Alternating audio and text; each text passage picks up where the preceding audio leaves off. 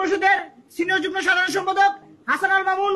তার আগে আমি একটি কথা বলে শেষ করবো, সেটা হচ্ছে আপনারা জানেন যে গত 15 বছর আওয়ামী লীগ যে একদলীয় শাসন কায়েম করেছে এবং বিগত যে 3টি বিতর্কিত নির্বাচন, সেই 3টি নির্বাচনে আওয়ামী লীগকে প্রত্যক্ষ এবং পরোক্ষ ভাবে সহযোগিতা করেছে 14 জন এবং জাতীয় পার্টি। সুতরাং আমরা দেখেছি সরকারের পক্ষ থেকে আওয়ামী লীগের কার্যক্রম ইতিমধ্যে নিষিদ্ধ করা হয়েছে। আমরা গতকালকে সরকারের প্রতি দাবি জানিয়েছিলাম, আজকেও গণমাধ্যমের মাধ্যমে আমরা সরকারের প্রতি আমাদের দাবি থাকবে যে এই অন্তর্বর্তীকালীন সরকার যেভাবে আওয়ামী লীগের দলীয় কার্যক্রম নিষিদ্ধ করেছে, একইভাবে একই অপরাধে 14 দল এবং জাতীয় পার্টির দলীয় কার্যক্রম যেন নিষিদ্ধ করে। পাশাপাশি আমরা আজকে যে লিখিত আবেদনটি জানিয়েছি সেটা এখন পাঠ করবেন হাসান আল মামুন।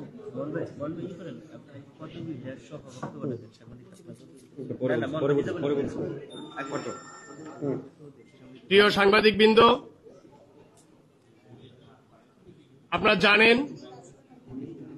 দীর্ঘ 17 বছরে ফ্যাসিবাদকে বিদায় করে এদেশে ছাত্র জনতার নেতৃত্বে নতুন একটি বাংলাদেশ আমরা পেয়েছি। এই নতুন বাংলাদেশ পাওয়ার আগে শেখ হাসিনা যে ফ্যাসিস্ট হয়েছিল, 14 সালের ডামি নির্বাচন, 18 সালের নির্বাচন এবং 24-এর নির্বাচন, এই 3টি নির্বাচন আওয়ামী লীগকে এককভাবে জয়যুক্ত করার জন্য যারা সহায়ক ভূমিকা পালন করেছিল তাদের অন্যতম সহযোগী ছিল জাতীয় পার্টি। এই জাতীয় পার্টি যাতে কোনোভাবেই আগামী দিনে বাংলাদেশে রাজনীতি করার সুযোগ না পায় এবং তাদের নিবন্ধন বাতিল করা হয়, এজন্যই গণ অধিকার পরিষদের পক্ষ থেকে আজকে প্রধান নির্বাচন কমিশন বরাবর আমরা একটি লিখিত আবেদন দিচ্ছি। বরাবর মাননীয় প্রধান নির্বাচন কমিশনার, বাংলাদেশ নির্বাচন কমিশন বিষয় আওয়ামী লীগ, জাতীয় পার্টি, জুটভুক্ত গণহত্যাকারী 14 দলের নিবন্ধন বাতিল প্রসঙ্গ। জনাব, গণ অধিকার পরিষদের পক্ষ থেকে সালাম এবং শুভেচ্ছা নিবেন। আপনি অবহিত আছেন গত 10ই মে উপদেষ্টা পরিষদের বৈঠকে আন্তর্জাতিক অপরাধ ট্রাইব্যুনাল বাংলাদেশ আওয়ামী লীগ ও তার নেতাদের বিচার কার্য সম্পন্ন না হওয়া পর্যন্ত দেশের নিরাপত্তা ও সার্বভৌমত্ব রক্ষা, জুলাই আন্দোলনের নেতাকর্মীদের নিরাপত্তা ও আন্তর্জাতিক অপরাধ ট্রাইব্যুনালের বাদী ও সাক্ষীদের সুরক্ষার জন্য সন্ত্রাস বিরোধী আইনের অধীনে সাইবার স্পেস সহ আওয়ামী লীগের যাবতীয় কার্যক্রম নিষিদ্ধ করার সিদ্ধান্ত গ্রহণ করা হয়েছে। জুলাই গণহত্যায় জড়িত থাকার কারণে ছাত্র জনতার আন্দোলনের প্রেক্ষিতে আওয়ামী লীগের বিষয়ে এই সিদ্ধান্ত নিয়েছে অন্তর্বর্তীকালীন সরকার। একইভাবে তাদের জোট সঙ্গী জাতীয় পার্টি 14 দল বাংলাদেশের নাগরিকদের উপর চালানো গণহত্যাকে পূর্ণ সমর্থন জানিয়ে গণহত্যাকারীদের পক্ষে অবস্থান নিয়েছিল। এছাড়াও দেশের গণতন্ত্র ধ্বংস করে গত 16 বছর আওয়ামী লীগ যে একদলীয় ফ্যাসিবাদী শাসন কায়েম করেছিল তার অন্যতম সহযোগী ও বৈধতা দানকারী হিসেবে সক্রিয় ছিল জাতীয় পার্টি সহ জোটবদ্ধ বাকি দলগুলো। বিগত 3টি একতরফা নির্বাচন 14, 18 এবং 24 নির্বাচনে আওয়ামী লীগকে সহযোগিতা করেছে 14 দল এবং জাতীয় পার্টি। একটি গণতান্ত্রিক রাষ্ট্রে পরপর 3টি নির্বাচনে জনগণকে ভোট দিতে দেওয়া হয় নাই। গুম, ক্রসফায়ার, আয়নাঘরে নির্যাতন, দুর্নীতি, ব্যাংক লুট, দেশের সার্বভৌমত্বকে প্রতিবেশী দেশের হাতে তুলে দেওয়া, রাষ্ট্রীয় প্রতিষ্ঠানসমূহ ধ্বংস করা সহ বিগত 16 বছরে বাংলাদেশের উপর চালানো হয়েছে বর্বর আওয়ামী দুঃশাসনের সেই ভিত্তিকে শক্তিশালী করে বাংলাদেশের স্বাধীনতা, সার্বভৌম জনগণের মৌলিক মানবাধিকার হরণের মাধ্যমে তারা নিজেদেরকে রাষ্ট্রদ্রোহী দল হিসেবে প্রতিষ্ঠিত করেছে। তাই বাংলাদেশের উপর নির্মম বর্বরতা চালানো এবং ধারাবাহিক দুঃশাসনের প্রধান হোতা আওয়ামী লীগ ও তার জোটসঙ্গী প্রত্যেকটি দলকে গণহত্যা ও রাষ্ট্রদ্রোহিতার অভিযোগে দলগুলোর নিবন্ধন বাতিল ও নিষিদ্ধ ঘোষণা করে যথাযথ শাস্তির মুখোমুখি করার আহ্বান করছে গণ অধিকার পরিষদ। আশা করি দ্রুত সময়ের মধ্যে আওয়ামী লীগ, জাতীয় পার্টি সহ তাদের দোষরদের নিবন্ধন বাতিল করার প্রয়োজনীয় ব্যবস্থা গ্রহণের মাধ্যমে জনক্ষোভ দূর করে আপনার নেতৃত্বে নির্বাচন কমিশন প্রয়োজনীয় উদ্যোগ গ্রহণ করবে। প্রিয় সাংবাদিকবৃন্দ, আজকে আমরা এখানে এসেছি মূলত এই যে জাতীয় পার্টি কিছুদিন আগেও জিএম কাদের একজন হত্যা মামলার আসামি, তিনি বক্তব্য দিয়েছেন যে বর্তমান অন্তর্বর্তীকালীন সরকার তিনি মানেন না। স্বৈরাচারের দূষর এই জিএম কাদের কোন সাহসে বলেন যে বর্তমান অন্তর্বর্তীকালীন সরকার তিনি মানেন না? সে বলার কে? এবং এই জাতীয় পার্টির এই গণহত্যার দায়ে যারা জড়িত এদের প্রত্যেককে অনতিবিলম্বে গ্রেপ্তার করে শাস্তির আওতায় আনতে হবে এবং আগামী দিনে এই বাংলাদেশে যাতে কোনো ফ্যাসিবাদ জন্ম না নিতে পারে সেই জন্য যতগুলো রাজনৈতিক দল আমরা আছি আমরা সবসময় রাজপথে সোচ্চার ভূমিকা পালন করব। ধন্যবাদ সবাইকে। এই মুহূর্তে আপনাদের সামনে কথা বলবেন গণ অধিকার পরিষদের মুখপাত্র জনাব ফারুক হাসান। আচ্ছা, ধন্যবাদ।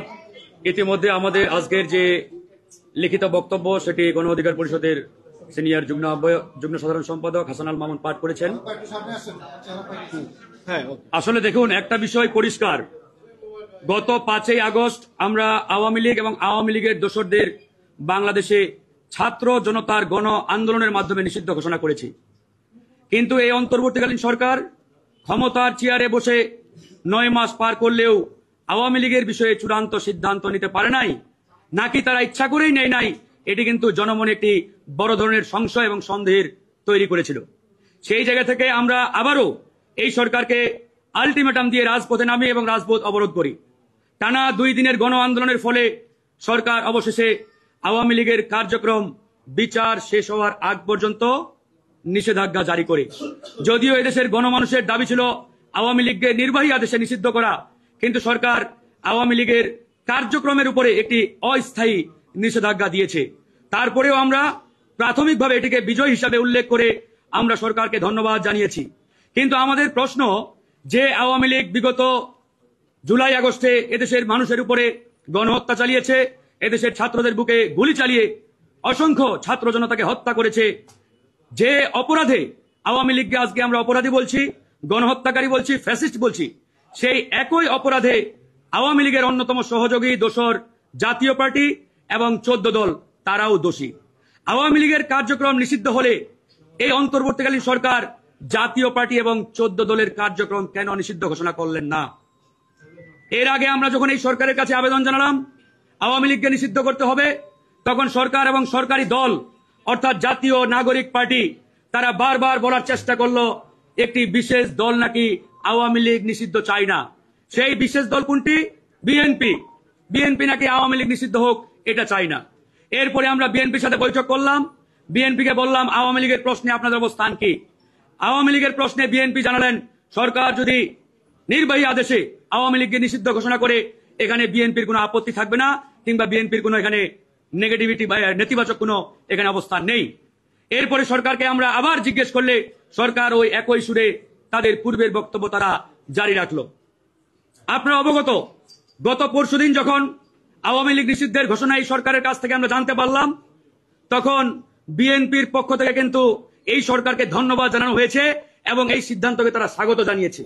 একই সাথে আজকে আমরা এই সরকারের কাছে প্রশ্ন রাখি, আপনারা যদি আরো 6 মাস আগে আওয়ামী লীগকে নিষিদ্ধ করতেন এর ফলাফল কি হতো? বিএনপি বাধা দিতেন কিংবা বিএনপি ওই সিদ্ধান্ত মানতেন না? বিষয়টি তো এমন নয়। তাহলে কেন এই 6 মাস আপনারা জনগণের সাথে ছল চাতুরি করে আওয়ামী লীগ নিষিদ্ধের এই সিদ্ধান্ত আপনারা ঝুলিয়ে রেখে এক প্রকারের জনগণকে ভোগান্তির মধ্যে ফেললেন? এই যে টানা 2 দিন আন্দোলন করলাম, আমাদের তো শঙ্কা হচ্ছে এবং জনমনেও এটা নিয়ে প্রশ্ন যে সরকারি প্রেসক্রিপশনে তাদের সেই সরকারি দলকে তারা যমুনার সামনে নামিয়ে দিয়েছিল কিনা, এই প্রশ্নের উত্তর এই সরকারকে দিতে হবে। কারণ আজকে দেখেন যমুনার সামনে বিগত 3 মাস আগে সভা সমাবেশ নিষিদ্ধ করে 44 ধারা জারি করা হয়েছিল। এরপরেও কেন একটা বিশেষ দল সেখানে গিয়ে আন্দোলন করবে, অবরোধ করবে, তাদের উপরে সেই শান্তির মানে ধোয়া কি বলে ওটাকে, ওই ঠান্ডা পানি তাদের উপরে ছিটানো হবে। অপরদিকে আমরা যখন আওয়ামী লীগ নিষিদ্ধের আন্দোলন করতে গিয়ে পল্টন মোড় অবরোধ করলাম, ঠিক আমাদের উপরে ওই হাসিনার পেটুয়া বাহিনীর মতো এই সরকারও পুলিশ বাহিনীকে লেলিয়ে দিয়ে আমাদের উপরে আক্রমণ চালানো হলো। আমাদের 9 জন সহযোদ্ধা আহত হয়েছে সেদিন। তো এরকম একটা অবস্থা তারা জারি রেখেছে। এখন আজকে আমরা এই জন্য নির্বাচন কমিশনের কাছ থেকে পরিষ্কারভাবে 3টি বিষয়ে আমরা জানতে চেয়েছি যে আওয়ামী লীগ যে ইতিমধ্যে সরকার তাদের কার্যক্রমের উপরে নিষেধাজ্ঞা দিয়েছে, তাদের নিবন্ধন বাতিল করতে আপনাদের কত সময় প্রয়োজন। মাননীয় প্রধান নির্বাচন কমিশনার আমাদের বলেছেন সেই নিষিদ্ধের বা নিষেধাজ্ঞার যে গেজেট, এই গেজেটটি আমাদের হাতে আসার সাথে সাথে আমরা আওয়ামী লীগের বিষয়ে সিদ্ধান্ত নেব। এখনো তারা সেই গেজেটটি হাতে পান নাই। একই সাথে তারা বলেছেন সরকারের নির্বাহী আদেশের কোনো সিদ্ধান্ত, এমনকি আদালত কর্তৃক কোনো সিদ্ধান্ত যদি আমাদের কাছে আসে আমরা সেটি এক্সিকিউট করতে বাধ্য থাকব। এরপরেও তাদের কোনো এখতিয়ার আছে কিনা যারা গণহত্যাকারীদের সহযোগী তাদের বিষয়ে অ্যাকশন নিতে। তারা বলেছেন আমাদের নির্বাচন কমিশনের আইনে রয়েছে আমাদের বিধি মোতাবেক কোন রাজনৈতিক দল যদি অ্যাক্ট না করে তাহলে আমরা তাদের বিষয়ে আইন অনুযায়ী যথাযথ ব্যবস্থা নিতে পারবো। তারা ইতিমধ্যে আয় ব্যয়ের হিসাবের চিঠি প্রত্যেকটি রাজনৈতিক দলকে দিয়েছেন। তারা বলেছেন এই আয় ব্যয়ের হিসাব যদি তারা এখানে জমা না করে তাহলে তার পরিপ্রেক্ষিতে তারা সিদ্ধান্ত নিতে পারবেন। একই সাথে আমাদের হাসান আল মামুন বলেছেন জিএম কাদের এখনো বহাল তবিয়তে ঘুরে বেড়াচ্ছে। কার নির্দেশে, কার শেল্টারে, এটা আমরা জানতে চাই।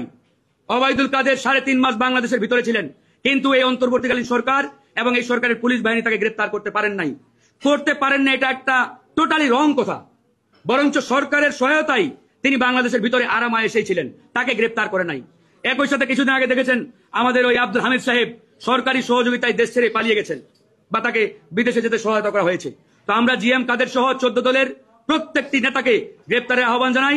14, 18, 24 সালের অবৈধ ফ্যাসিস্টদের পাতানো নির্বাচনকে বাতিল ঘোষণা করে এই নির্বাচনে যারা জনপ্রতিনিধি হয়েছিলেন তাদেরকেও বিচারের আওতায় আনার আমরা দাবি জানিয়েছি নির্বাচন কমিশনের কাছে। তো ধন্যবাদ, ভালো থাকবেন, আল্লাহ।